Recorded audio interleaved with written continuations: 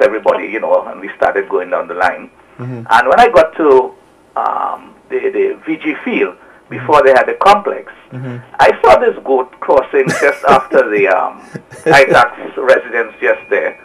And the goat went across on the playing field. There was no sports complex, I said at the time.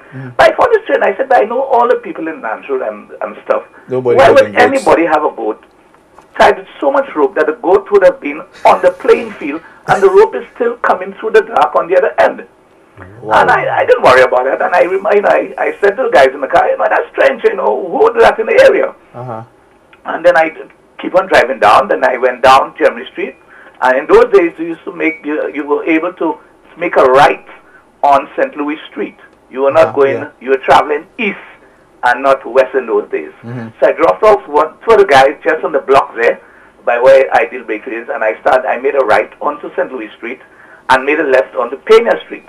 When I got to the Four Roads by the Catholic Church, there was this big brown dog in the middle of the road. And I drove up on the dog, and the dog refused to move. Now, some of the guys were still in the car, and there were about 4 of us left. We were all packed. One vehicle in those days, when you get a vehicle, it's everybody. And the dog refused to move, so I backed up, and I revved the car, and I did like I was going to roll over the dog, and it still did not move. So I went down, I put the gas out in the drain like, and I cussed off some words, and then it coolly got up and walked away. I proceeded to Marsha, and I dropped off one guy two other guys just by the Marsha, the Diamond Steel shed there on the main road by Brantford's, and I proceeded to drop off one more guy at Entripo. So myself and the last chap, who was from Lansroad also, so there's 2 of us, we proceeded on to the Calvary, and when I got to the Calvary, there's this tamarind tree that's still there, right at the junction, the U-turn. As you make a U-turn from the Calvary down to the Darling, there's this tamarind tree right there. Right. Under this tamarind tree, the whole place was on fire, and there's tall flames, and you could hear the bush crackling. So I'm saying, maybe it's somebody who went to the cinema, and possibly there's a little track there, and then I said, maybe one of the guys must have dropped a cigarette butt and caught the place caught a fire. So I said, guys, listen, man, we can't let this thing go. There are so many wooden houses on top of that hill there, and let us get to the fire service and report the matter. So what I did was quickly make that U-turn and flew down the Darling to the fire service, reported the matter, and then I am going back up the road. I'm in front, speeding up the Calvary, and the fire appliance is behind me. When I got back to the side, there was no fire. So I turned to the chap and I said, guys, listen, these guys don't believe you're smoking weed. In those days, the marijuana thing had just hit the block. So I said, I came on the car frankly, and I said, this is the fire guy, the fireman. I said, listen, I saw fire. There was, and this thing was pretty tall, right up, going up on the tree. So I came out, I started searching. All I found was a small, very small area burnt out, charred. Very small, but I mean, it looked like a whole 10 by 10 room. So what I did, I didn't say anything. The chap didn't say anything. We both looked at each other, but all of a sudden, we just realized something is just not right. So I swung wrong into subsidy. I'm feeling bad for the guy up to today. I never took him home. I pulled up right at my house, and he had to run the rest. I'm not a devout Catholic, but I went to St. Mary's College. And I can tell you that was Hail Mary for a whole night. So this is one of my experiences, and I think after that experience, I think I really, thought about the good and evil sort of thing. And then, I had 1 or 2 others which I will not, bore you with. But I'm saying, and not too recent and not too long ago, I actually went searching for a young man, and with his parents, and I wouldn't say anything. I wouldn't call names. It's very personal, and they found him at just off the Pigeon Island. After I searched with the parents for the whole day, I actually left my office and I did that. When they found him in the evening, they called me and told me I found him underneath some trees, a sort of cave-like area around Rat Island. And with 2 grown men, and they were dabbling in the occult. By the time he got home in the evening, I was called to, if I could get a priest to pray for him, because he started behaving in some strange manner. And I called Father Michel, and he told me, well, he's not the one. I need to get hold of Father Goodman down in Bexar, who would be more capable on the next day. And then I said, they told me, well, the parents told me, listen, I need something done like now. So, but in the end, I can tell you it was a very traumatic experience for those persons. I wasn't there, but I can tell you from what the tales they told me, it was very traumatic. So I think that the thing about good over evil and the amount of people dealing with the occult in St. Lucia is very real. Thank you very much Bye-bye. for your any matters arising out of what he just said. Let him continue with his... No, about the issue. Well, I mean, people have had... you'll get a lot of these stories being related. And that's why I'm saying, you can't ignore, however much you want to be a skeptic, the reality is these things do occur. They do. And I've had my own personal experiences, I told you. So I'm not totally dismissive. What I think is important, you do not allow these things to immobilize you or to have you to live your life in fear. Yes.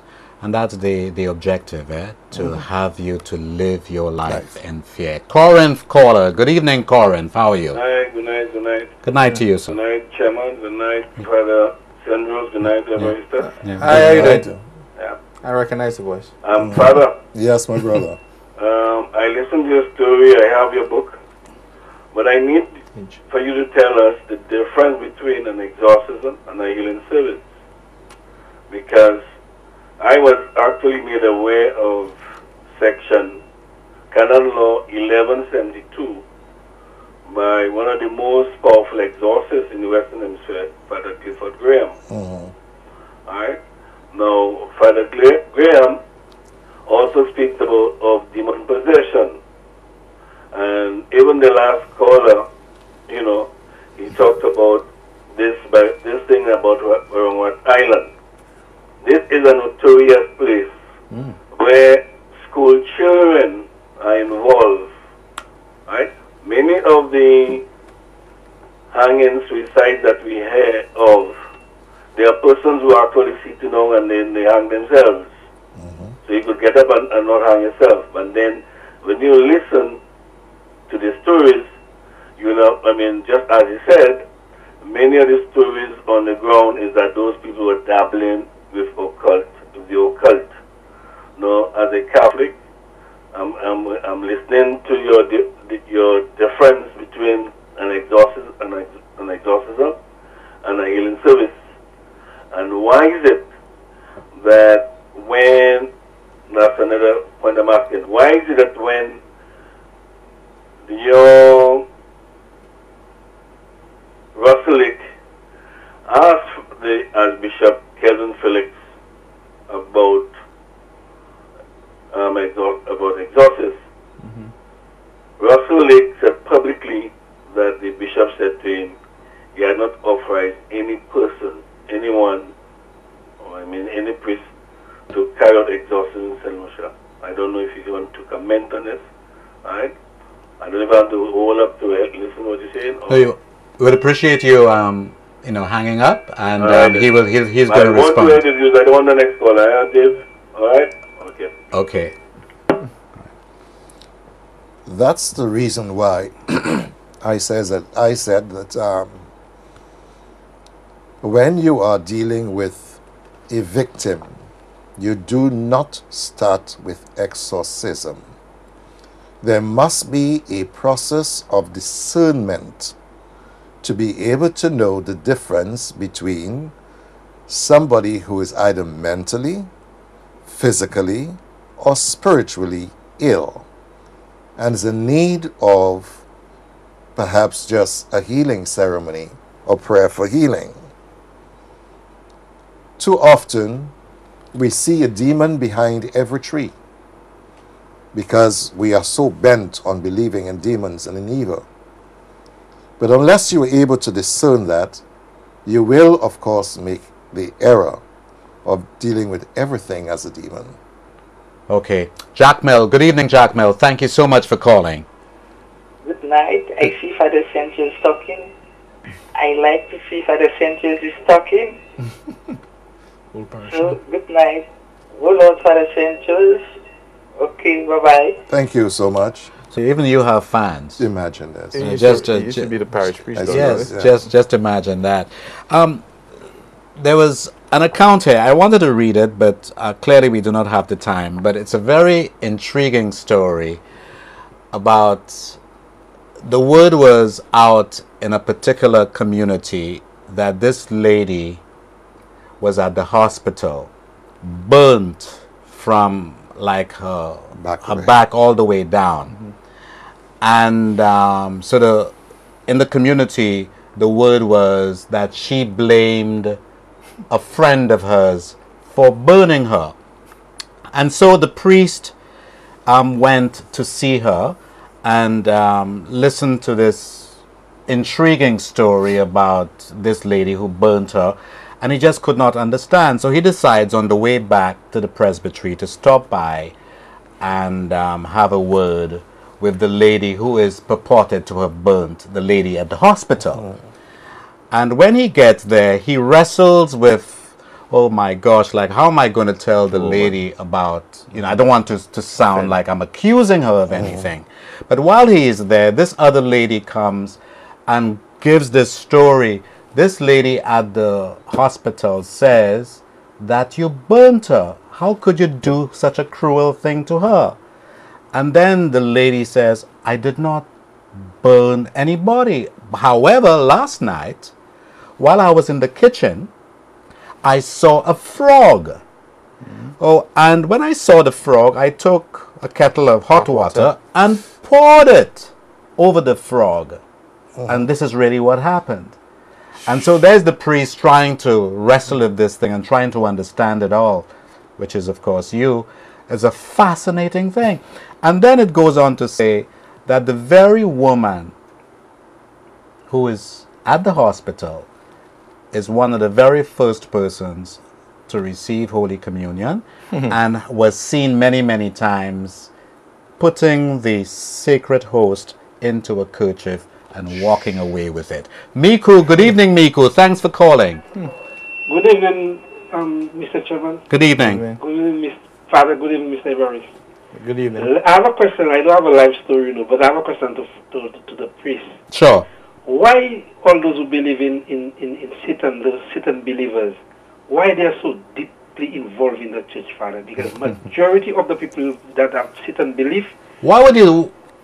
Oh, do you know anyone who has a Satan belief in St. Lucia? You know of some people? Of course, I know a lot of people that worship the devil.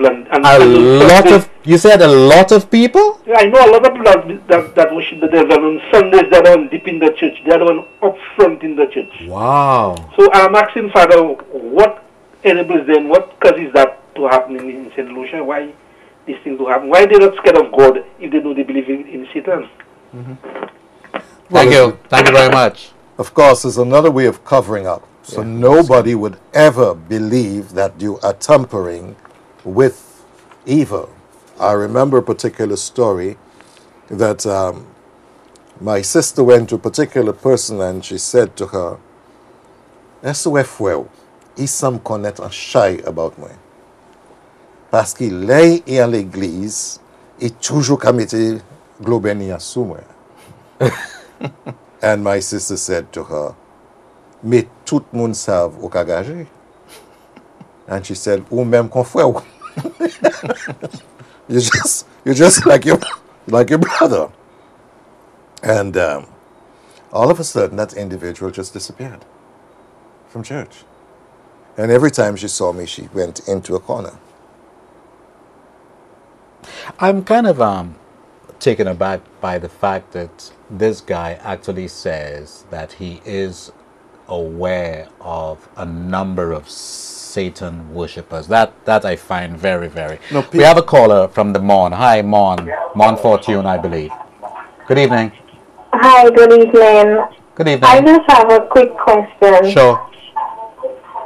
I've experienced it first time and I had some friends that experienced it. When you're sleeping and you're feeling as if you cannot move, the bed is shaking and you're trying to speak but you cannot speak. And all I could think to do is say Jesus in my mind. Okay. And then I can move. Oh, and then after you speak the name of Jesus, you're able to move. Like I speak it in my mind. I see, because, yeah, okay. And then sometimes I'll try to tell my husband if you're not feeling the bed shaking. They won't. So if you can just explain what is that, what type of spirit is that, or how can that be changed? Okay, thank you. Thank you very much. I think the That was first, called Coxma, something like that? it's more than Cockma. I think the first chapter of the book, or the introduction, as it were, speaks of what is called in St. Lucia black magic. Now, that's another thing that I had dismissed as pure myth until I went to a particular Caribbean country, and there I saw on sale at a particular market the ritual for black magic and white magic. And it was sold among the religious items. And then I was like, whoa, what is happening? So there are rituals, and people do practice this kind of things, and really what they do is to sexually molest both male and female people. So probably that's what you're experiencing. But sometimes it's not always sexual. I've heard stories where people are just on a bed and they just cannot move. They are conscious. I wouldn't be surprised that this situation has killed many people. I think you could really die of fright. Yeah. If you're on a bed and you just cannot move. You can see the people very often. You can see them. You can see them. If you pray, you will see them.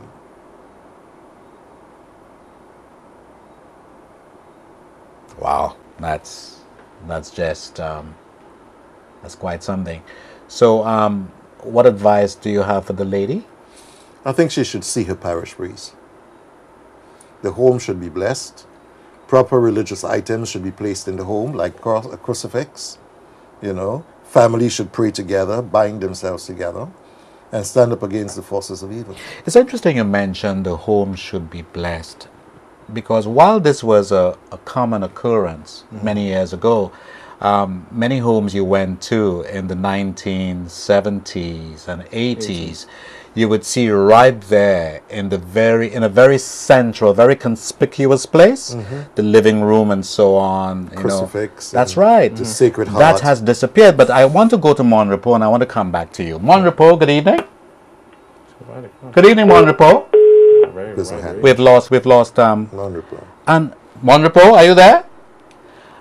So I want to ask you, I have noticed in recent times, the last 10 years or so, many homes, there is nothing, there's no religious items, no crucifixes. You see lots of beautiful art and beautiful pictures and what have you, but you're not going to see any religious images. I wouldn't want to think of it as a paradigm shift, but the cover of the book is a depiction of the state of the society as well as the church that we are members of. The cover of this book. The cover of In Turbulent Waters. That ship is a depiction of the ship of state and the old back of Christ. And if you notice, there is a total absence of anyone on the ship. And where are the people? They're on ground, they're wailing, looking for help. You will realize that the church at this point in time is at its weakest. Especially in St. Lucia. We're losing members at a very rapid rate. But more and more, there are reports of a lot of demonic activities growing at an unprecedented rate. Hold that thought, demonic activity. Miku, you're back on, Miku. Thank you so much. Yes. The problem, I think, is that we have turned to the European way of life and not our own way of life. Europeans have made books, all kinds of demonic books, sent it to the Caribbean, from the United States, to everywhere, to every corner of the world. And for those who are weak, do not believe in God, use that as a method of strength. So therefore, we in the Caribbean there has to be a law that all those books which are not belonging to the Almighty, which is God Himself, that we have to get rid of those demonic books, because we cannot get rid of what is in the brain, because it can travel with the brain. So we can get rid of those demonic books coming from all parts of Europe to the Caribbean. If we do not put a stop to this, we will have catastrophe. Not about the priest, we have a lot of things on his hands to deal with. We in the Caribbean, or the Prime Minister with his cabinet, maybe they are themselves so weak that they cannot see themselves, so that the people in St. Lucia could get rid of those who we extend to the Caribbean, not only St. Lucia, but everywhere, and those who are weak, okay, turn to the books to do evil. Thank you very much. We live in an increasingly secular society. How do you begin to discern what books are of evil origin and what is not of evil origin? How do you begin to do that? I recall that many years ago it used to be done. There's some books that were barred from entering customs, through customs. The law is still there. The laws are still there. It's still there. But I suspect it's not being policed implemented, as it used to. You see, as I said in the book, who is going to police? Who is going to guard the gods? Precisely. Because every institution, according to the revelations that I had in most of these exorcisms, was that every institution in St. Lucia is represented at this black masses. Every institution. Where are those masses held, Father? You don't have to cite a geographical location. You're right in St. Lucia. I know you would have said that. You don't have to give us a hint of any, but where? In homes, in businesses, in a particular basement by the beach, very dark places, and it normally end up in the Sulphur Spring. Wow. Kubaril. Good evening, Kubaril. Thanks for calling. Mr. Chairman, I'd like to address this question to Mr. Jn Marie. Yes. Mr. Jn Marie, do you know what's a bolum? A bolum? I would say that I know what